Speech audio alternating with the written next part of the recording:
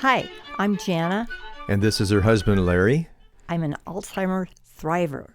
Now, to start off with, you might think, oh, that sounds so positive. Isn't that wonderful? But like I've said before, well, it wasn't always like that. And it wasn't like it for a long time.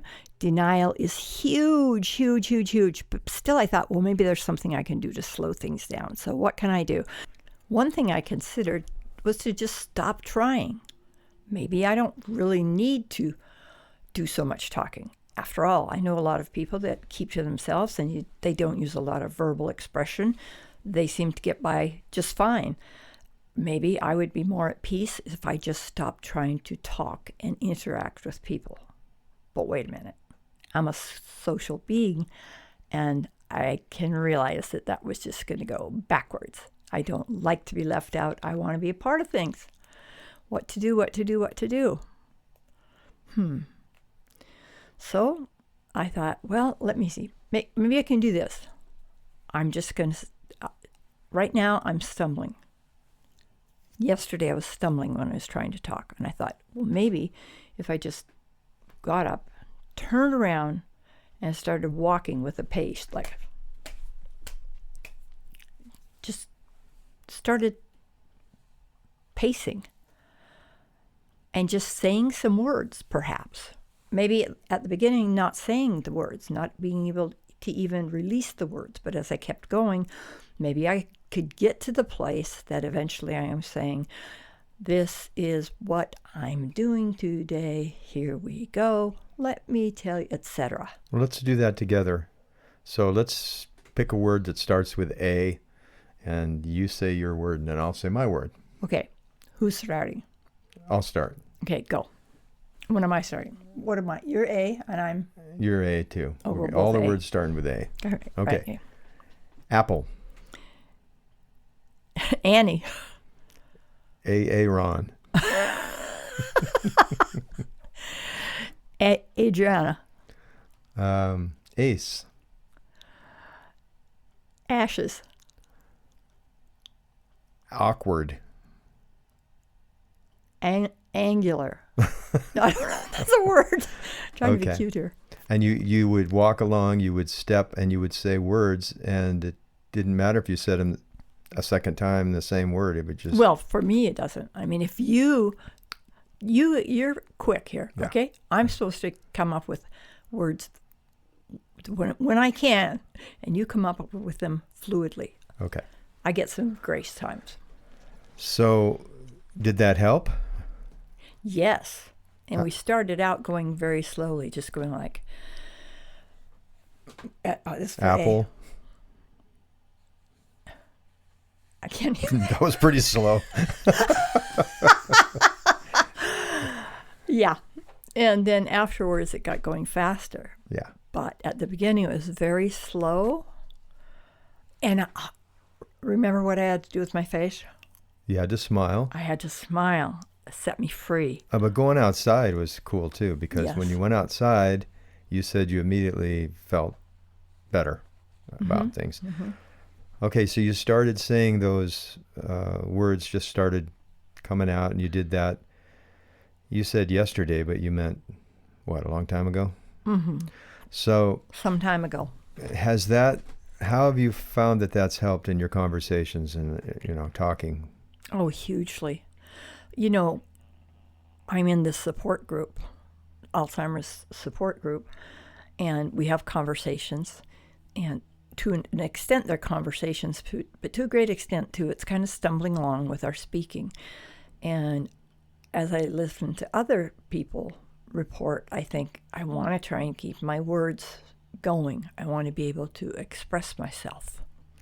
Okay, so that's great. And we can also pick categories, right? We've done that. So maybe a category like, in our case, maybe tennis, or if you're into a different sport, or maybe swimming. Or just sports in general, make it very broad. Broad, Yeah. yeah. So you just pick a category and then just start saying words in that category, or maybe even say something about the topic that you know about. And by just spitting those words out. Now, have you found that we're on a trajectory. The trajectory, diagnosis, the prognosis for Alzheimer's is that it's going to get worse, blah, blah, blah. No, I deny that. Nope, Yeah. denial. And Stop. yet, what you had said at the beginning of this podcast is you want to slow the progress of the disease or stop it completely if possible. Mm-hmm. To that end, stopping is not acceptable, because if I stop trying, it will get worse. I must keep going forward, even if the best I can do is just not lose more than I've already lost. I love how the neurologists refer to neural pathways. And I think of that myself, but then I think, well, what is the purpose? What is the end goal? What's the end game on that? What does it mean by neural pathways? I think that it means that your brain is working and it has it's healthy enough to keep pushing through and find pathways for the brain so that it can function well. But then I think, well, what can I do to cause that to happen? And it occurs to me that I need to practice a lot and reflect on what kinds of things could help me to remember. That brings me to the fact that I play flute, and I practice a ridiculous amount of time. I used to be really good, but now, of course, not. So I practice, and I've been practicing, let's say, an hour a day. Well, that was good for a while. Guess what? Now, if I only do an hour a day, it's not necessarily enough. I might need to do more. For sure, I can't stay away from my goals for a week or two, because when I go back to them, they've slipped away and I have to start again, which is not a bad thing, but it's not the most effective way. So now I'm thinking about, how can I get those neural pathways in my mind and access them when I'm trying to speak or express myself? So, many of these people are doing their own research. I know we did. And one of the things that we found was that these amyloid plaques that are attacking the brain these proteins are there to help protect certain sections of the brain, and then it just gets out of hand. But those sections of the brain that aren't encompassed completely by the plaques and the tangles are workable, right? And so it's your theory, I guess it sounds like it's your theory, and I would have to agree with you that I've seen the results here, is that you have created new pathways. You have come from a place where you were stumbling, and now you're no longer stumbling as much. Except I would say have stopped the neural pathway or opened them up. They don't necessarily go forward. It's not like, oh boy, opening.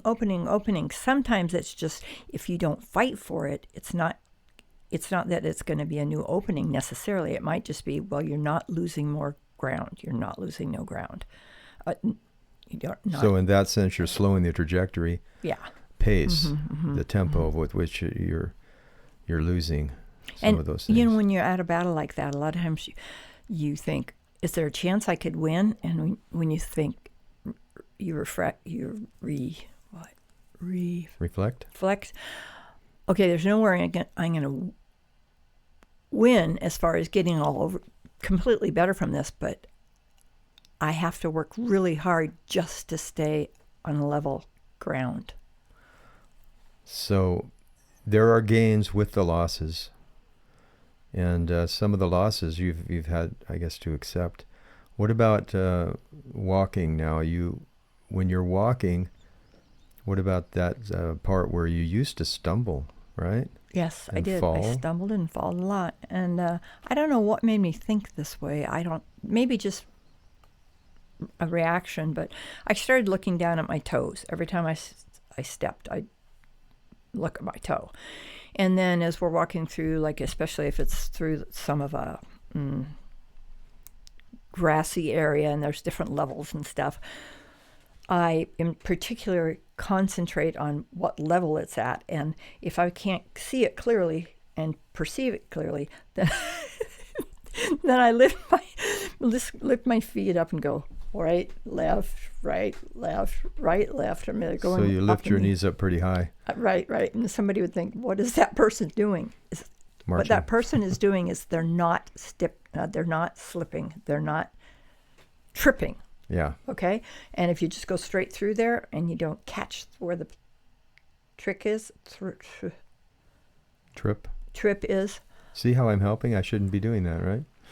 No, that's okay. A little bit here and now. Yeah, so sometimes it's a question, too, of when do I fill in the word and when do I just let it go? And it depends on the time of the day a lot of times. Like if you're sundowning, you might need some help. Yeah, with some words. Sundowning is such a fun time. And we have an episode on that. Funnerest time that you could ever have. I think now one of the episodes we are going to do, and we should tell the folks about, an upcoming episode will be on just some of the ways that you've changed your habits, your exercise habits, eating habits, things.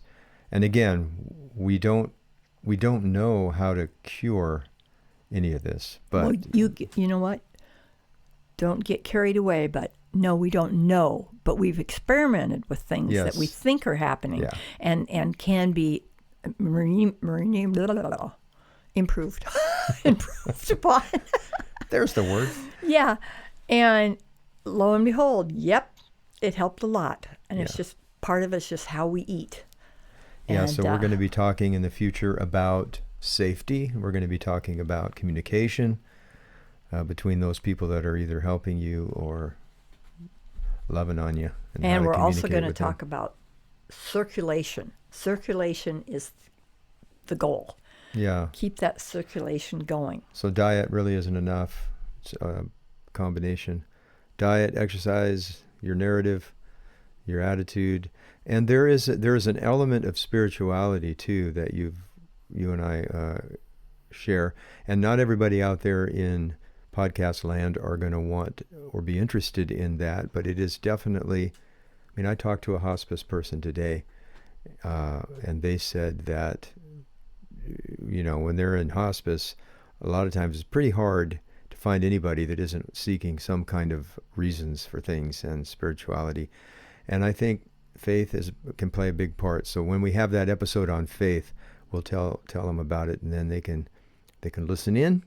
Or if they're adamant about not wanting to talk about faith, it'll just be a separate episode. But it definitely plays a big part in what you're doing and how you're approaching things. So yes, this is Janna, an Alzheimer thriver, signing off until next time, where you'll hear another episode of Alzheimer Thriver, Words from the Horse's Mouth.